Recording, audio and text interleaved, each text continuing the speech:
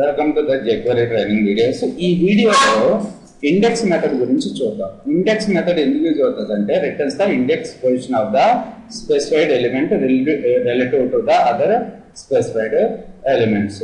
So ఇక్కడ చూసినట్టయితే మనకి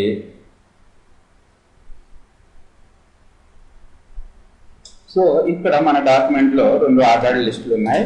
సో ఫస్ట్ లిస్ట్ లో కొన్ని ఐటమ్స్ ఉన్నాయి, సెకండ్ లిస్ట్ లో కొన్ని లిస్ట్ ఐటమ్స్ ఉన్నాయి. సో నేను సెకండ్ లిస్ట్ లో ఉండే ఆ థర్డ్ ఐటమ్ మీద క్లిక్ చేస్తే నాకు దాని ఇండెక్స్ నెంబర్ డిస్ప్లే కావాలి. సో దాని purpose document dot ready function whenever we are clicking on the list item at the time alert this dot index.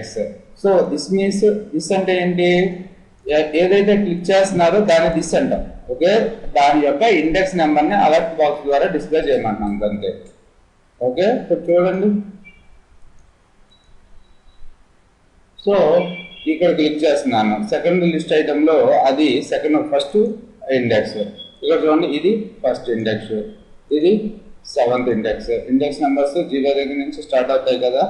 Okay, ఇప్పుడు మనం ఏం చేద్దామంటే ఇక్కడ ఓఎల్ ఇద్దాం, ఆర్డర్డ్ లిస్ట్ అని ఇద్దాం.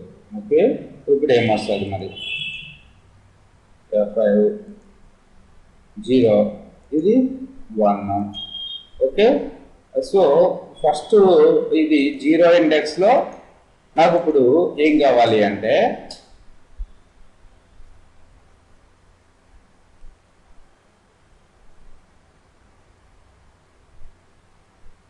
Thanks for listening.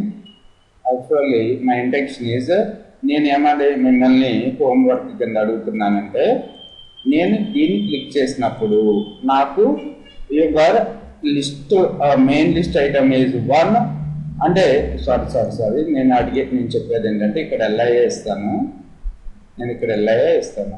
ఓకే, కానీ నేను ఇక్కడ క్లిక్ చేసినప్పుడు ఇది index of order list 0 and list item is 1 అని రావాలి. ఇక్కడ దీన్ని ఇలా క్లిక్ చేసుకుంటే index of order list is 1 and list item is, sorry save చేయలేదు డాక్యుమెంట్ని,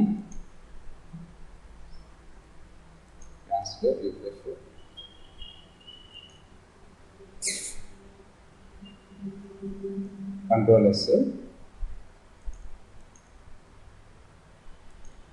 రిఫ్రెష్ ద పేజ్.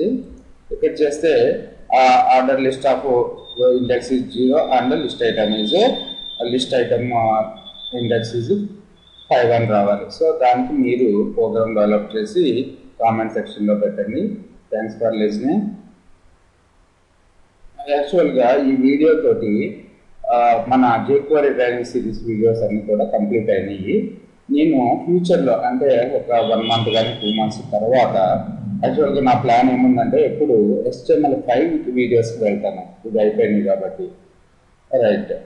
సో ఒక 2 months తర్వాత కానీ 1 month తర్వాత కానీ ఈ jQueryని యూజ్ చేసుకుని మనం చిన్న అప్లికేషన్స్ లేకపోతే చిన్న ప్రోగ్రామ్స్ ఎలా డెవలప్ చేయాలి అనేది నేను ఫ్యూచర్లో పెడతాను. ఓకే, ఇప్పుడు అయితే మాత్రం మన jQuery ట్రైనింగ్ సిరీస్ అయిపోయింది. Thanks for listening.